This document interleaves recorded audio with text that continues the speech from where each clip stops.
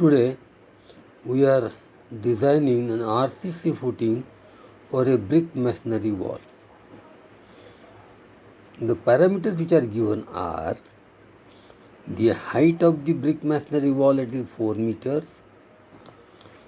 thickness of brick masonry wall 400 mm, that is 0.4 meter, external load over the wall is 200 kilonewton. The ultimate bearing capacity of the soil is taken as 180 kilonewton per meter square. Considering M20 Fe415, we have to design this footing of width B and the length going in this direction along this. We are only considering 1 meter in this direction only. Okay. Now, first of all, we will go for the total load of the wall. Total load of the wall is nothing but the height multiplied by thickness multiplied by the density of the brick masonry, that is 20, plus this 200. So it will be nothing but 200 plus 4 into 0.4 into 20, that becomes 232. Rounding on the higher side, it is say 250 kilonewton. Now, we have to make it design load, so I have multiplied by 1.5. And this is to be converted in terms of UDL, so divided by 0.4, that is this much. Now that becomes a total UDL because of the masonry over this length of 0.4 as 937.5 kilonewton per meter, rounding it off on the higher side, say 950 kilonewton per meter. Now the total load on soil is nothing but this load plus 10% of this load, and then 1.5 design load and divided by ultimate bearing capacity of the soil. That is 275. It has already, total load is nothing but weight of the wall, then weight of the footing, which is taken as 10%, 250 plus 10% of this comes out to be 275, and design load will be multiplied by 1.5, it comes out to be 412.5 kilonewton. Rounding it up on the higher side, it is say 425 kilonewton. Now, once we have got the value of load, total load coming on the soil, then we are supposed to find out the area of the footing. Area of the footing is nothing but the total design load divided by ultimate bearing capacity of a soil. That is 425 divided by 180, it comes to 2.6 meter square, and say 3 meter. 3 into 1. So the total area will be 3 into 1, that is 3 meter square. So width will be 3 meter and the length will be 1 meter. This is now will be 3 meter. Along this it is 1 meter, so that is 3 meter square, which is more than 2.36 meter square. So we can say our design is safe. Now, upward pressure is the load of the soil, load of the wall,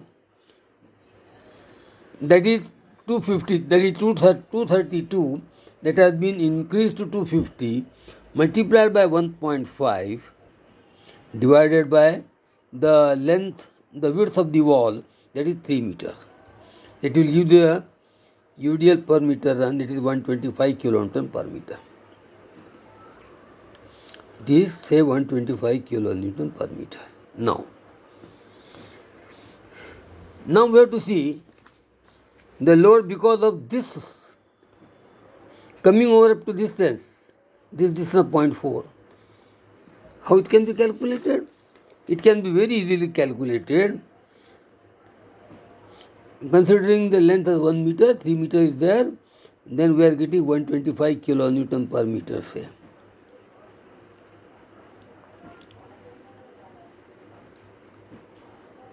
No. Now there are two types of loads. One load that we have already seen over here, because of the downward force of the self weight and the external load, and because of the upward pressure from here. One important thing that I want to emphasize, that previously when we were talking something in terms of the retaining wall of RCC or concrete, we are taking the moment at this point, at the face of this wall and the footing. But in the case of the brick masonry, we are taking the moment at this point. This is the critical point. Half of this load will be transferred over here, half of this load will be transferred over here, and CG of this half load will be acting at half of this. That is T by 4. Our T is 400 mm, that is 0.4, one-fourth of this, it will be 0.1 meter. So we have to find out first of all this distance and then this distance.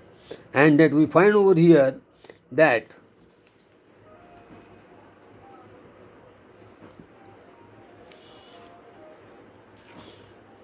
the total load is at 232 that we have already seen over here, and now this is the case. Here we find there are two types of UDL, one because of the upward pressure of the soil and other because of the downward UDL because of the weight of the wall. This distance is 0.4, but total is 0.4. But we have to only consider this much distance, which is nothing but one-fourth of this. That is 0.1. So this is for 0.1. Now here you can find this is for 0.1 meter and this is for 1.4. How it has 1.4? Total width is 3 meter minus the thickness of the wall is 0.4. So now this becomes 1.3 plus 0.1, that is 1.4 meter. Upward pressure 1.4, downward UDL is up to a distance of 0.1 meter. Now, being a fixity is over here, being a cantilever, we can straightway find out the net bending moment because of this, bending moment because of this. Here, the UDL is 125. So, WL square by 2, W will be 125, L will be 1.4. WL square by 2 minus, again this is W, L will be 0.1, L square by 2. And that comes out to be 120 kilonewton meter. The maximum bending moment at the critical distance from the center of the wall or from the edge of the wall is coming out to be 120 kilonewton meter. Now, similarly, we can find out the value of the maximum shear force.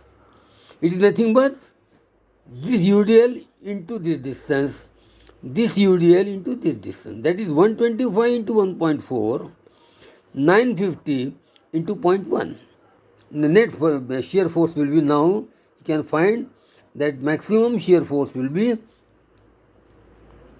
125 into 1.4 minus 950 into 0.1, and it comes out to be 80 kilonewton. Now we have got two parameters, one bending moment and other the shear force. Now, once you know the bending moment, we can say to find out the value of D required M upon R into B. R will be 0.138 into FCK and B will be taken as 1000 mm. And so effective D comes out to be 208. Rounding it on the higher side, I am considering at 250, and overall depth is now 250 mm. So capital D will be 300 and small d is taken as 250, that is 0.25 meters. Using the empirical formula and keeping this bending moment as 120 into 10 to the power 6, we can straightly find out the main area of steel required along the width of the footing, and it comes out to 1525.5 mm square. I am rounding it on the higher side, it says 1600 mm square. Now providing 16 mm bar at the spacing of 125 mm center to center. Now we have to find out the distribution steel. The area of the distribution steel is 0.12% of the gross cross-sectional area. Gross cross-section means the overall depth of the footing into 1 meter and the length. So 0.12% of gross cross-sectional area. Gross cross-sectional area. So it comes out to be 360 mm square. Consider providing 10 mm bar at the spacing of 200 mm center to center. Now check for shear. Just for the check of shear, we have to first of all find out value of tau Vu, which is nothing but Vu upon B into D. D will be effective, that is 250, B will be 1000, and it comes out to be 0.32 Newton per mm square. Now tau C. Tau C can be calculated as 0.25 under root of FCK, it comes out to 1.11 Newton per mm square. But this is to be associated with K, that is K times tau C. And K is nothing but is equal to 0.5 plus beta C. And beta C is nothing but the shorter dimension of the column, but the longer dimension of common. Under any circumstances, it should not be more than 1. So it comes out to be 0.5 plus 400 upon 1000, it comes out to be 0.9. which is less than 1, so we are considering 0.9. So it will be K into tau C, that is 0.9 into 1.11, it comes out to be 0.99 Newton per mm square. Now tau V is less than tau C. Tau V must be less than tau C. It is 0.32 Newton per mm square, which is less than 0.99 Newton per mm square. We can say our design for the check of the shear is also okay. Now about the placing of the reinforcement. Along the shorter span, that is along the width of the meter, we are providing the 16 mm bar at the spacing of 125 mm center to center, and these are the distribution bar which are placed along the longer direction but over the main bar, and which is of 10 mm at the rate of, say, it should be taken as 200 mm center to center. This over and all about the design of a brick masonry wall with a footing of an RCC. Thank you very much.